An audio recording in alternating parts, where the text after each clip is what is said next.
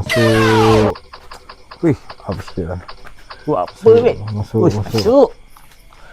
Tu aku ingat nak cuci tapi boleh pergi lagi ni, boleh pergi. Ni tekan up sikit. Up sikit ya. Up je, tak ada apa. Up je. Let je free spin. Up je. Dah masuk dah ni. Okay, tunggu dulu. Bayar. Tunggu try up RM5. Try. RM5 eh. RM5. Masuk. Yes. Woo. Notok. Bingung telefon dulu. Angkat lu. Aduh, potong steam tu lah. Yo. Apa? Beli garam. Tengah cari modal ya. Aduh. Okey. Biasa kalau orang call kena up tinggi sikit. Up tinggi sikit. Okey, aku up RM10.